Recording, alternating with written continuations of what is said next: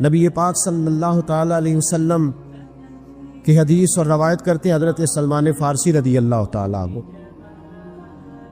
اور ساتھ ہیں سیدنا بلال حبشی رضی اللہ تعالیٰ عنہ۔ فرماتے ہیں ہم نہ گھر سے نکلے، حضور نے فرمایا ذرا جلدی چلو، ایک ضروری کام ہے۔ فرماتے ہیں بڑی تیزی کے ساتھ آج روٹین سے ہٹ کر محبوب نے تیز تیز قدم مبارک اٹھائے، تیز تیز، اور فرماتے ہیں ایک گلی ہم نے کراس کی، دوسری گلی میں جو پہنچے تو پھٹے پرانے کپڑے، سادی سی بی بی، اور حالت بتاتی تھی کہ بیچاری کسی غریب گھر کی ہے۔ وہ سڑک پہ کھڑی تھی اور رو رہی تھی۔ میرے کریم رسول نے فرمایا بلال اسے پوچھو کیا مسئلہ ہے، کیوں روتی ہے؟ تو حضرت سلمان عرض کرتے ہیں میں نے کہا حضور میں پوچھ لیتا ہوں، آپ جائیے، کام بڑا ضروری ہے جو نکلے، میں معلومات کرتا ہوں۔ تو محبوب نے فرمایا نہیں، اس کے آنسو پوچھنے سے ضروری کوئی کام بھی نہیں، پہلے اس کی داد رسی ہوگی، اسے پہلے پوچھا جائے گا۔ روتے نہیں رہتے لوگ گھروں میں، لوگ گزر نہیں جاتے چپ کر کے، کتنے لوگ تڑپتے، کون احساس کرتا ہے؟ نبی پاک سید عالم صلی اللہ علیہ وسلم رکے اور اس خاتون سے پوچھا کیا بات ہے؟ اس نے کہا کہ بات کوئی بھی نہیں، میرا ایک ہی موٹا سا مسئلہ ہے۔ کہا وہ کیا؟ کہنے لگی میں غریب ہوں، اور غریبی بذات خود بہت بڑا گناہ ہوتی، لوگ بڑا جرم سمجھتے ہیں اس کو بذات خود۔ میں نے شروع میں کہا نا کہ مذہبی سٹیج کی بھی صدارت غریب آدمی نہیں کر سکتا، کیونکہ غریب جو ہوا جد کول دتھی ہونی انہیں نیڑے بیٹھنا ہے نا جی، جد کول نہیں انہیں تو پیچھے جا کے بیٹھنا اینڈ تے، اس کو کہڑا دتھی ہے۔ اس سٹیج پہ بھی غریب آدمی کی صدارت نہیں ممکن ہو ہی نہیں سکتا۔ میرے رسول پاک سید عالم صلی اللہ تعالی علیہ وآلہ وسلم نے فرمایا پہلے اسے پوچھو کیا مسئلہ ہے۔ وہ کہنے لگی میں غریب ہوں، بوڑھی ہو گئی ہوں، ساری زندگی غلامی میں گزاری ہے، تیل لینے آئی تھی 5 دینار کا، بوتل میں تیل بھروایا ہے، اور اب بوڑھی ہوں نا تو کمر درد کرتی ہے، پیر پیچھے موڑا ہے تو میں گری ہوں، تیل زمین پی گئی ہے، اب زمین تو واپس نہیں کرتی، لیکن واپس جاؤں گی تو ایک یہودی عورت کی ملازمہ ہوں، وہ درے سے مارے گی، کھال ادھیڑ دے گی، میں بڑی پریشان ہوں، اب نہیں مار کھائی جاتی، ہڈیاں بوڑھی ہیں، قربان جاؤں۔ حضرت بلال کو حضور نے حکم دیا، فرمایا دوڑ کے گھر جا 5 دینار لا۔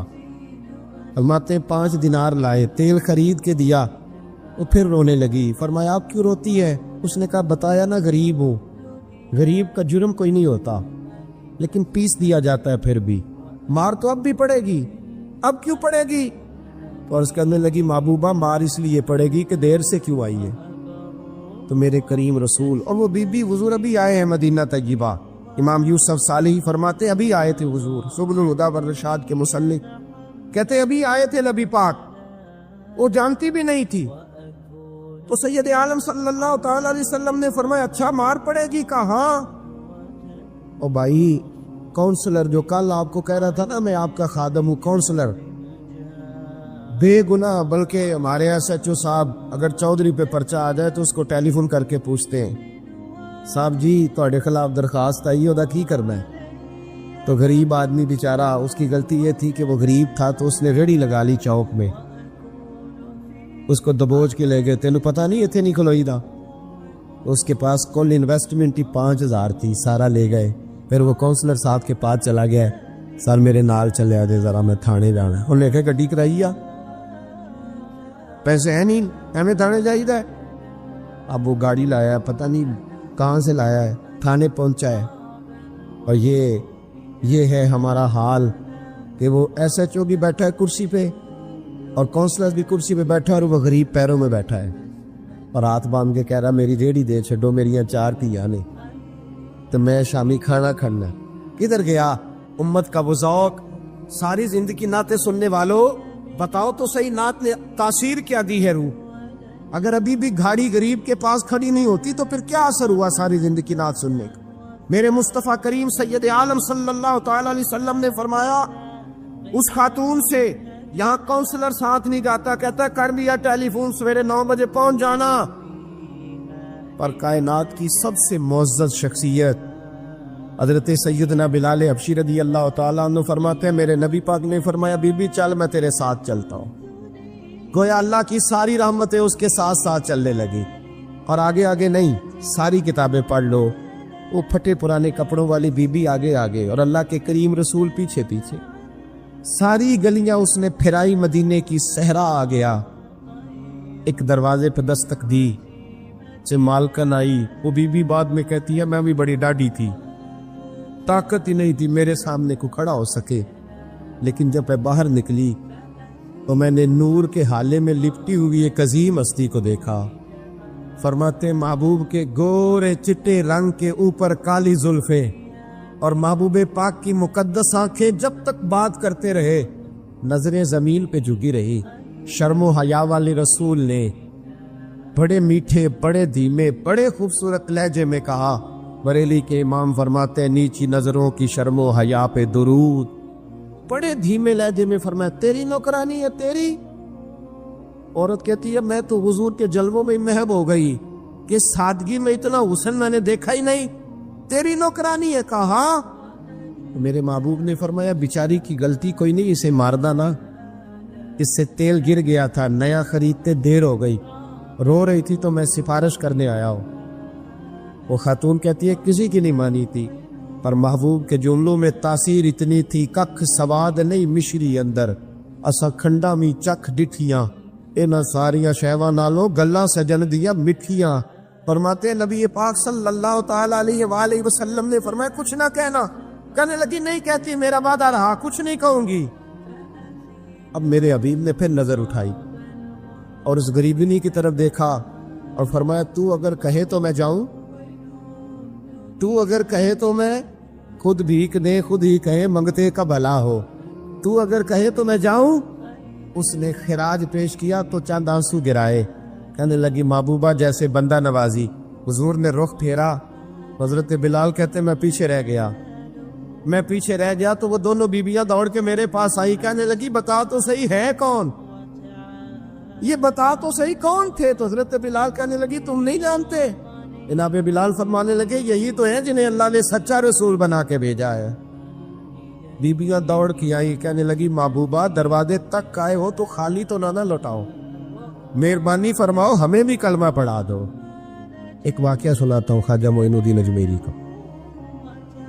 عطائے رسول ہند الولی حضرت خواجہ معین الدین اجمیری رحمت اللہ تعالی علیہ، میرے حضرت صاحب فرمایا کرتے ہیں ہم کٹر قادری ہیں، پر ہم کھل کے یہ بات مانتے ہیں کہ ہندوستان کے بادشاہ کا نام معین الدین اجمیری ہے. یہ ببانگے دول مانتے ہیں. بہرحال ہند الولی حضرت خواجہ ہے اجمیری ہے. خواجہ اجمیری جب نئے نئے آئے نا یہاں اجمیر شریف میں، آپ نے خیمہ لگایا تھا، کپڑے کا خیمہ لگا کے اس میں رہتے تھے. تو ایک نوجوان تھا وہ باہر رہتا تھا اجمیر سے، تو وہ آیا کچھ دنوں کے لیے، پڑھائی سے فارغ ہو کے اجمیر کا رہنے والا تھا لیکن باہر رہتا تھا. جب یہاں آیا نا وہ عصر کے بعد وہ گزرتا خواجہ اجمیری کے خیمے کے سامنے سے، جھونپڑی کے سامنے سے، تو خواجہ صاحب عصر کے بعد بیٹھ کے رویا کرتے تھے. عاشق دا کام نہیں رونا تونا، بنا رویو نہیں منظوری، اے عاشق سدا ہی روندا رہندا پاویں وصل ہوئے تے پاواں دوری، رویا کرتے. تو نوجوان بڑا سادہ سا تھا، بچپن میں والد فوت ہو گئے، صرف ماں ہی ماں تھی. ایک دن اماں سے جا کے کہنے لگا یہ مسلمانوں کا سادھو روتا کیوں ہے؟ اماں کہنے لگی مجھے کیا پتا. بچہ کہتا میرے اندر تجسس بڑھ گیا کہ بابے سے پوچھوں تو صحیح کیوں روتا. 2 4 5 10 دفعہ میں گزرا. ایک دن بے چین ہو کے میں کمرے میں چلا گیا اجرے میں، تو میں نے کہا بابا کیوں روتے ہو؟ کہنے لگے مجھے اپنے شیخ کی یاد آتی، مجھے یاد آتی. تو وہ بچہ کہتا مجھے اس وقت تک پتہ نہیں تھا کہ محبت میں بھی رویا جاتا ہے. میں سمجھتا تھا رونا صرف دکھوں میں آتا ہے. شیخ کی یاد آتی. حضرت عائشہ صدیقہ رضی اللہ تعالیٰ عنہ فرماتی ہے جس دن نبی پاک صلی اللہ علیہ وسلم رات کے وقت ہمارے گھر آئے نا اور حضور نے فرمایا ابو بکر چل تم نے میرے ساتھ مدینے جانا ہے، تو میں نے جناب صدیق اکبر کو روتے دیکھا. تب مجھے پتہ چلا کہ محبت میں بھی بڑا رونا آتا ہے، محبت میں بھی رویا جاتا ہے. فرماتے خواجہ اجمیر کہ وہ نوجوان کہنے لگا بابا پیار میں بھی رویا جاتا ہے؟ کہاں؟ کہنے لگا میں نے بھی رونا ہے. تو آپ فرمانے لگے 2 شرطیں ہیں کہ کلمہ پڑھ جا، دوسرا میرا مرید ہو جا. آ جائے گا رونا. کہتے بلوش ہی لگ گئی, کبھی آنسو دیکھے ہی نہیں تھے. حضرت اجمیری کہتے ہیں اس طرح کر لے. کہنے لگا جی میں اپنی اماں سے پوچھ لوں. اماں کے پاس گیا تو اماں کہنے لگی بیٹے میں تجھے جانتی ہوں, تیرے دل میں جو بات بچپن سے آ جاتی ہے نا پھر وہ نکلتی کوئی نہیں. تو اس طرح کر لے جس طرح بابا کہتا ہے, اس لیے کہ تو نے پیچھے تو ہٹنا نہیں. جا کے مرید ہو گیا, کلمہ پڑھ گیا. اب بابا جی کہتے ناشتہ بھی میرے ساتھ کرنا ہے, شام کا کھانا بھی, اور فجر کی سیر میں بھی تو ساتھ جائے گا. پریت ہو گئی, پیار بڑھ گیا, پر کٹ گئے, زندگی بابے سے وابستہ ہو گئی. اب چند مہینے جب گزر گئے نا پوری لو لگ گئی. تو بابا جی کہنے لگے بیٹے تیری 3 چھٹی ہے, 3 دن تو نے مجھے ملنے نہیں آنا. بالکل 3 دن کے بعد آنا. اس نے کہا مسئلہ ہی کوئی نہیں, پرواہ ہی نہیں تھی نا, پتہ ہی نہیں تھا. تو وہ چلا گیا گھر, صبح سے شام تک رہا. شام کو اماں نے روٹی دی تو 3 روٹیاں کھایا کرتا تھا, اب ایک لقمہ بھی نہ توڑا جائے. اماں کہتی بیٹے خیر ہے. کہ اماں جی پتہ کوئی نہیں, کو اندر کمی ہے کسی چیز کی, کوئی خبر نہیں, پتہ کھلا. خواجہ صاحب رحمۃ اللہ تعالی علیہ کا وہ مرید اماں بات بات پوچھتی لیکن کوئی بات ہو تو بتائے نا. کچھ نہیں اماں کوئی نہیں. بڑی مشکل سے شام ہوئی, شفق غائب ہوئی, اندھیرا جو چھایا, ساری دنیا بستر پر لیٹ گئی. تو اس نے اٹھ کے چھت پہ گھومنا شروع کر دیا. بچہ نہ سوئے تو اماں کیسے سوئے. اماں بھی چھت پہ آئی. کہا بیٹے کیا بات ہے. کہ اماں پتہ کوئی نہیں, کوئی میری نیند اڑا کے لے گیا ہے. بیٹے تو نے روٹی بھی نہیں کھائی. کہ اماں کوئی نہیں پتا, کوئی پتا نہیں. جب 12 بجے کے بعد کا وقت آیا تو پھر ہلکے ہلکے آنسو نکلے, اور جب سحری چمکی تو دھاڑے مار کے رویا. بیٹے کیا ہوا. اس نے کہا اماں میں نے بابا جی کے پاس جانا ہے, اسے کہہ مہربانی کرے, میں نے یہ جدائی میرے بس کا روگ نہیں, اب نہیں میں نہیں رہ سکتا. فجر کی نماز پڑھ کے تو اماں گئی, کہنے لگی مہربانی کر اسے بلا. تو بابا جی کہنے لگے اسے کہہ ابھی تو 1 دن گزرا ہے, ابھی تو وقت بڑا پیچھے ہے, ابھی ٹائم ہے. بس اگلے دن کی جو شام ہوئی تو ماں کے قدموں میں گر گیا. کہنے لگا خدا کا واسطہ اسے کہو میرا نہیں گزارا ہوتا, اب نہیں, اب عادی ہو گیا ہوں, اب اگر اس کی دید کا لشا نہ ملا تو مر جاؤں. حضرت اجمیری رحمت اللہ علیہ کے پاس اماں روتی ہوئی آئی. کہنے لگی بابا مجھے نہیں پتا تیرا اس کا رشتہ کیا ہے, میں تو ماں ہوں. اس کے آنسو گرتے ہیں تو میرا کلیجہ پھٹتا ہے, وہ جب روتا ہے تو میری جان نکلتی ہے. مہربانی کر اسے دید کا نشہ دے, میرا بیٹا ہے بلکتا ہے دیکھا نہیں جاتا. جب یہ لفظ کہے تو آپ فرمانے لگے ماں تو اویس کرنی کی ہو تو میرے رسول دیدار منع کر دیتے ہیں, تو ماں بن کے آئی ہے تو تجھے کیسے روک دوں. فرمایا جا اسے کہہ آ جائے. اب وہ وہاں سے نکلا تو دوڑا آیا اور آ کے کھڑا ہوا تو حضرت اجمیری مریدوں کو سبق پڑھا رہے تھے, کتاب کھلی ہوئی, بات ہو رہی تھی مریدوں کے ساتھ گفتگو ہو رہی. وہ آ کے کھڑا ہو گیا, ایک نظر یوں اٹھائی تو دروازہ, بڑی دیر سے کھڑا, یوں نظر اٹھائی اس کی طرف دیکھا, بس دیکھا ہی تھا کہ وہ دھاڑے مار کے رونے لگا. تو حضرت اجمیری نے مسکرا کے ایک جملہ کہا, فرمایا پتہ چل گیا محبت میں بھی رونا آیا کرتا ہے. پتہ چل کے دوڑ کے قدموں میں آیا. تو پھر لوگ کہتے ہیں جب وہ آیا نا تو آنسو حضرت اجمیری کے بھی نکل گئے, رو پڑے, آہیں نکلی. فرمانے لگے بیلیا رات سویا نہیں نا. کہا حضور نہیں. فرمایا میں بھی نہیں سویا. تو اگر بیدار تھا تو کل شام روٹی نہیں نہ کھائی. حضور نہیں کھائی. فرمایا میں نے بھی کوئی نہیں کھائی. یہ محبت 2 طرفہ ہوتی ہے, یک طرفہ تھوڑی ہوتی. اگر تو نے نہیں کھائی تو میں نے کب کھائی. میرے بھائی ہمارے مشائخ نے محبت کی زنجیروں میں باندھا مریدوں, وہ بند گزارے نہیں ہوتے تھے, وقت ہی نہیں گزرتا, صبح اور شام میں وابستہ رہتی تھی, کوئی پابندی نہیں تھی ان پر, ان کی طرف سے کوئی جبر نہیں تھا. لیکن یہ غنگ, یہ انداز, یہ ڈھنگ, پھر جو شیخ کی یاد میں رونا سیکھ جاتا تھا نا اس کے لیے مدینے کی یاد میں رونا آسان ہو جاتا. اعلیٰ حضرت نے کتاب لکھی الامن والعلا, اس میں آپ فرماتے ہیں جو حضور کی پناہ میں آ جاتا ہے نا وہ بچ جاتا ہے. اللہ کرے آپ کو سمجھ آئے میری بات کی.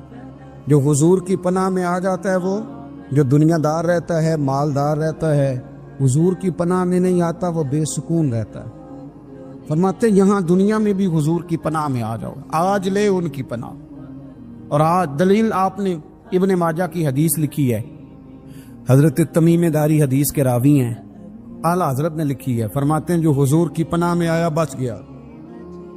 दलील देते हैं, फरमाया इंसान तो इंसान, जानवर भी आते थे तो बच जाते थे।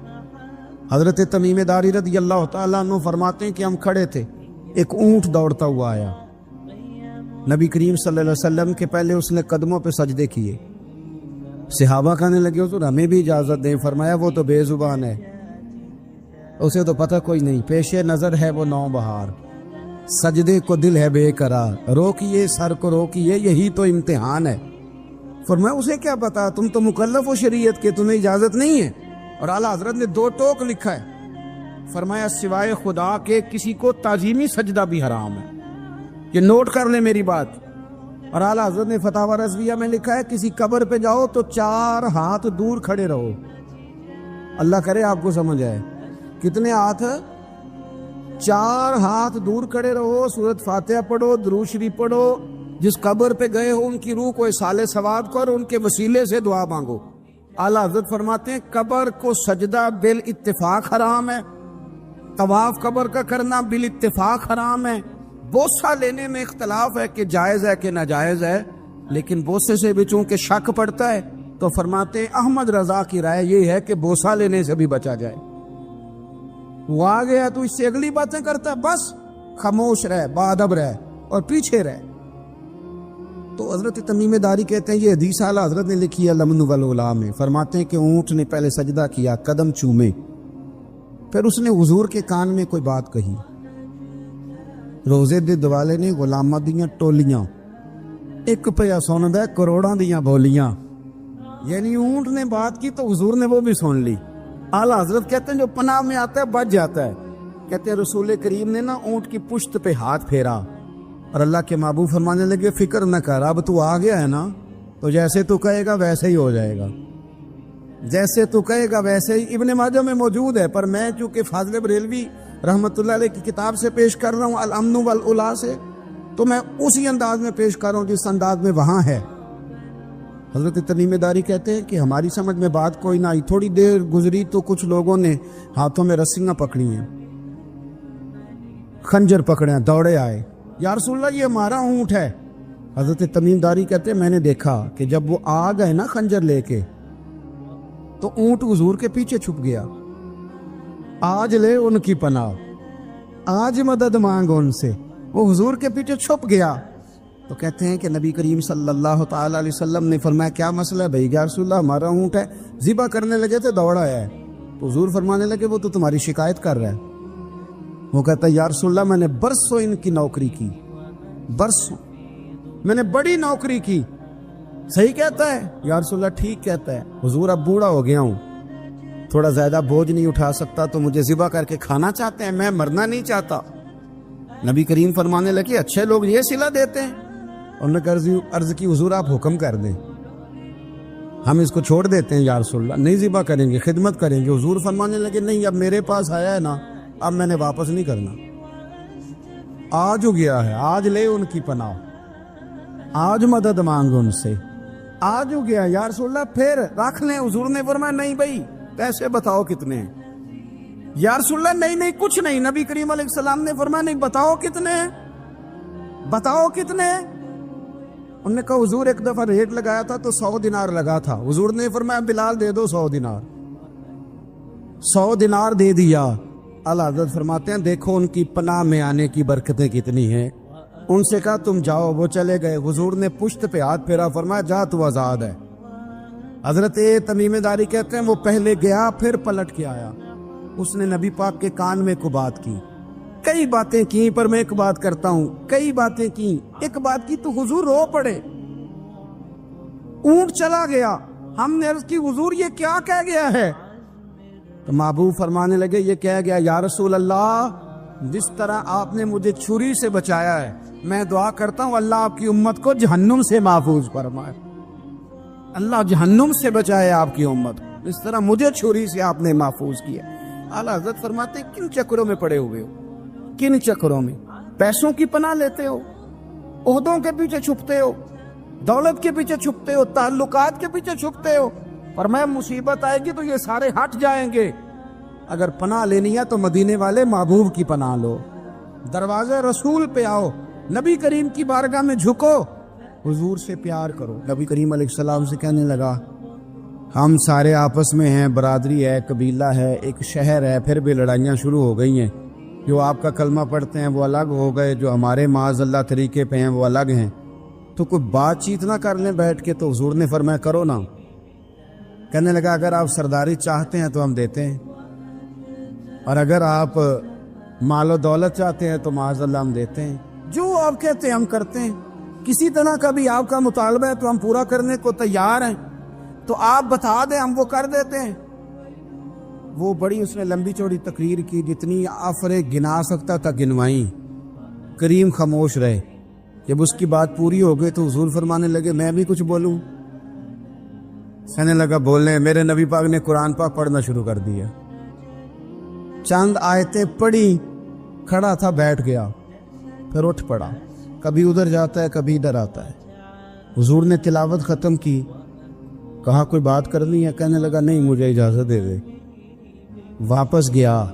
जब गया ना तो अबू जाल दूर से देख के कहने लगा जो गया था वो तो उतबा था, और ये जो आ रहा है ये कोई और है, ये कोई और है, ये वो नहीं है जो गया था। वापस आया तो कहा क्या तय हुआ? कहने लगा यार तय क्या करना है, मैंने शायर भी देखे, काहिन भी देखे, जादूगर भी देखे, मैंने जमाना घूमा है, पर जो कुरान वो पढ़ते हैं वो बंदे का कलाम नहीं, वो रब करीम का ही कलाम है, वो अल्लाह का कलाम है। तुम नहीं मुकाबला कर सकते, तुम बाहर आ जाओ, वो तुम्हारे बस की बात नहीं। तेरे आगे हैं यूं दबे लचे फुसहा अरब के बड़े बड़े, कोई जाने मुंह में जुबान नहीं, नहीं बल्कि जिस्म में जान नहीं, और करूं तेरे नाम पे जान फिदा। न बस एक जान दो जहां फिदा, मेरा दो जहां से भी नहीं जी भरा, मैं करूं क्या करोड़ों जहां नहीं। तो फैल बिन अमर दोसी मक्का शरीफ आए तजारत के लिए, पहले भी आया करते थे। कहते हैं मैं बेहतरीन शायर था, मक्के आया, सामान बेचता था, कुछ खरीद के ले जाता था। अबू जाल मुझे कहने लगा तू हमारा दोस्त है, पुराना सज्जन है, तेरा आना जाना है, और तुझे यहाँ इस शहर में चूंकि तू हमारा मेहमान है तो हर बात से आगाह करना हमारा जिम्मेदारी है। यहाँ एक शख्स है मोहम्मद इब्ने अब्दुल्ला, मोहम्मद इब्ने अब्दुल्ला सल्लल्लाहु ताला अलैहि वसल्लम ऐलान नबूवत करते हैं, और माज़अल्लाह शायर हैं, जादूगर हैं, उनकी तूने बात नहीं सुननी। कहता मैंने कहा मुझे क्या ज़रूरत है, मैंने चंद हफ्ते ठहरना है, माल बेचना है, कुछ खरीदना, चले जाना है, मुझे क्या ज़रूरत है। कहा अच्छा मैं नहीं सुनूंगा बात। कहता मुझे नज़र आए कई दफ़ा हुजूर, और जहाँ हुजूर होते थे मैं करीब ही नहीं जाता था। कहते एक दिन ना हरम शरीफ में सादे से कपड़े और पाँव में सोने जूते और सर पे यूं इमामा के जैसे फरिश्ते भी झुक झुक के ज़ियारत करते हैं। कहते हैं कि नूर भरे कैफियात हुजूर तशरीफ लाए, और तशरीफ ला के रसूल कायनात अलैहिस्सलाम हरम काबा के साथ टेक लगा के बैठ गए। सर से लेकर पाँव तक तनवीर ही तनवीर है। हुजूर तशरीफ फरमा हुए, कुरान पाक पढ़ने लगे। मैं जब हुजूर के करीब से गुजरता था तो कानों में रुई दे के गुजरता था, पर तुफैल कहते हैं आज ना थोड़ी सी आवाज़ मेरे कानों में गई, कुरान पढ़ा महबूब ने। और वैसे भी क्या कमाल होगा जब यासीन वाले नबी खुद यासीन पढ़ते हों, जब ताहा वाले नबी अपनी जुबान से ताहा की तिलावत करते, वद्दुहा वल्लैली इज़ा सजा जिनके बारे में आया जब वो तिलावत करते हो, अलम नशरह लक सदरक जिनके सीने की तारीफ अल्लाह ने की, जब वो इन आयतों की तिलावत करते होंगे तो क्या शान होगी। जिनको रब कहे वाला सौफ यूती का रब्बू का फतरदा, हबीब तुझे इतना दूंगा कि तू राजी हो जाएगा। तो जब हुजूर खुद ये आयतें पढ़ते होंगे तो अंदाज क्या होता होगा। कहते वो थोड़ी आयतें सुनी पर कुर्बान जाए मेरा तो को दिल ही बदल गया। मैं बड़ा बेहतरीन शायर था, लफ्जों के तराशे मुझे खूब आते थे, अल्फाज के बामोदर से मैं आगाह था, अच्छा अदब मैं जानता था, पर मैंने कहा ये कलाम, ये अंदाज, لو انزلنا هذا القرآن على جبل لرأيته خاشعا متصدعا من خشیۃ اللہ. یہ انداز پتھروں پہاڑوں پہ جائے تو وہ ریزہ ریزہ ہو جائیں. کہتے ہیں تھوڑا سا پڑا قریب نے اور پھر نظریں جھکائے ہوئے. حضور اپنے گھر گئے، سرکار چلے تو میں پیچھے پیچھے. حضور گھر میں چلے گئے تو میں نے دروازے پہ دستک دی، باہر آئے، سلام لی. میں نے کہا محبوبہ وہ جو آپ پڑھ رہے تھے تھوڑا اور نہیں سنا دیتے، تھوڑا اور نہیں تلاوت کر دیتے؟ کہتے ہیں رسول پاک نے نا پھر قرآن پڑھنا شروع کیا. میں کبھی بیٹھتا تھا کبھی اٹھتا تھا.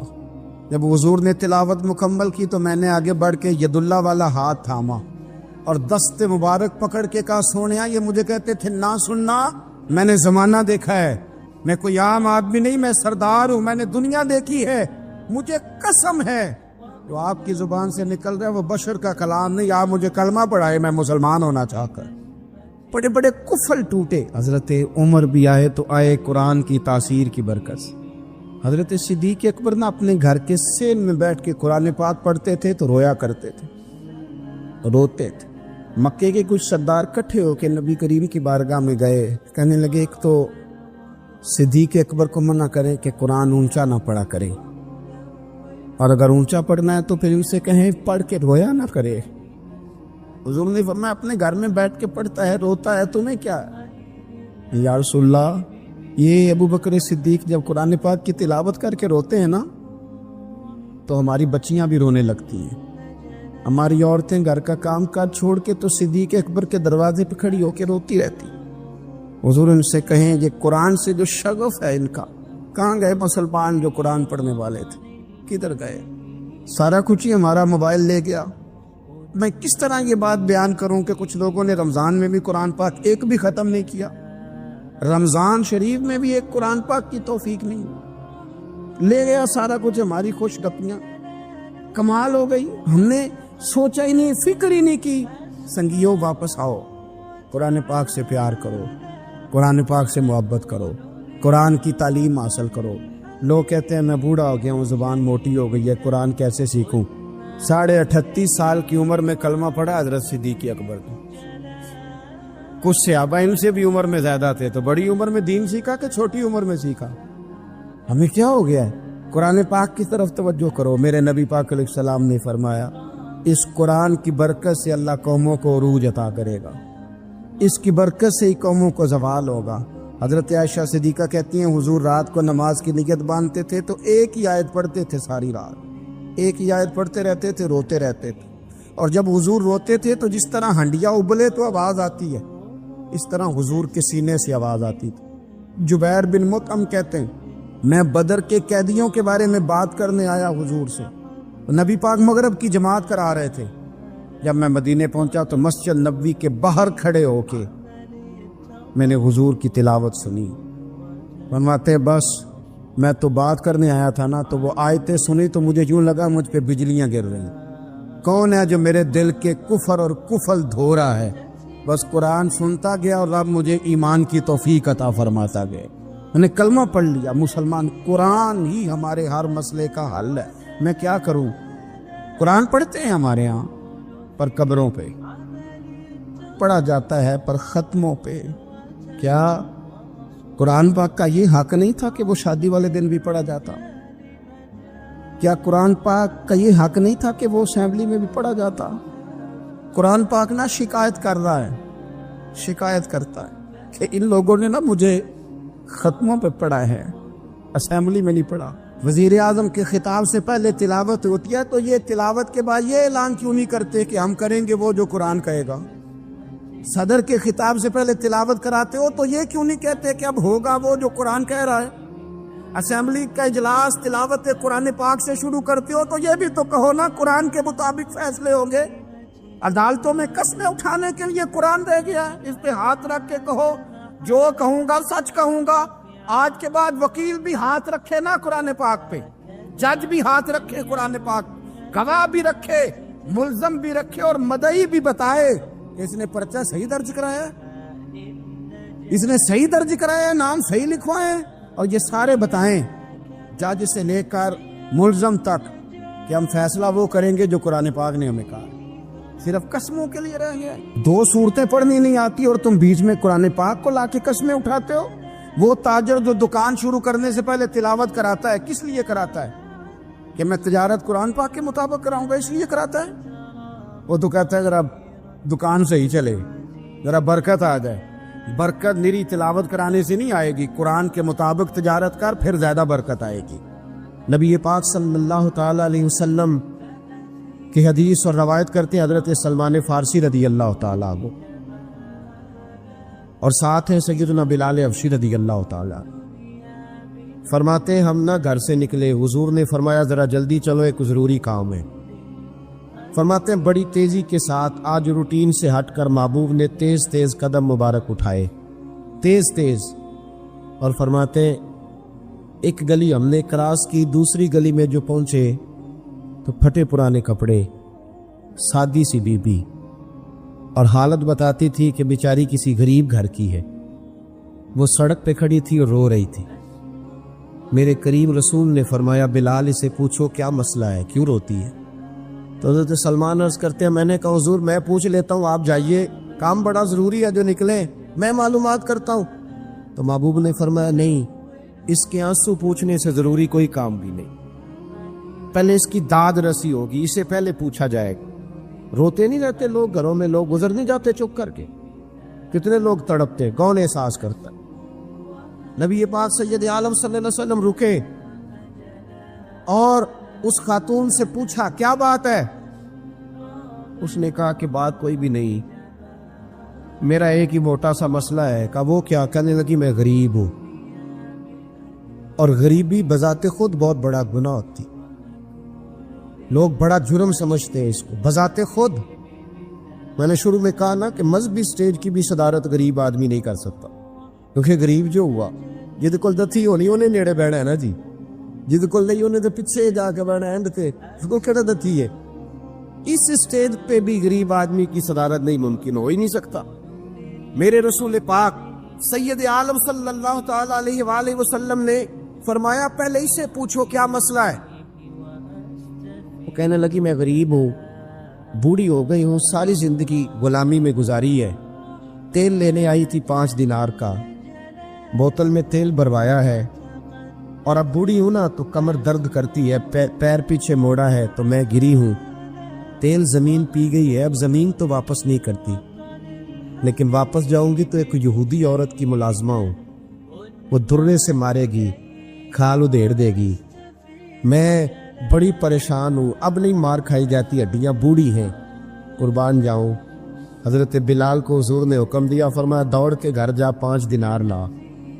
فرماتے 5 دینار لائے، تیل خرید کے دیا، وہ پھر رونے لگی۔ فرمایا آپ کیوں روتی ہے؟ اس نے کہا بتایا نا غریب ہوں، غریب کا جرم کوئی نہیں ہوتا، لیکن پیس دیا جاتا ہے، پھر بھی مار تو اب بھی پڑے گی، اب کیوں پڑے گی؟ تو عرض کرنے لگی محبوبہ مار اس لیے پڑے گی کہ دیر سے کیوں آئی ہے۔ تو میرے کریم رسول اور وہ بی بی حضور ابھی آئے ہیں مدینہ طیبہ، امام یوسف صالحی فرماتے ابھی آئے تھے حضور، سبل الہدی والرشاد کے مصنف کہتے ابھی آئے تھے نبی پاک، وہ جانتی بھی نہیں تھی۔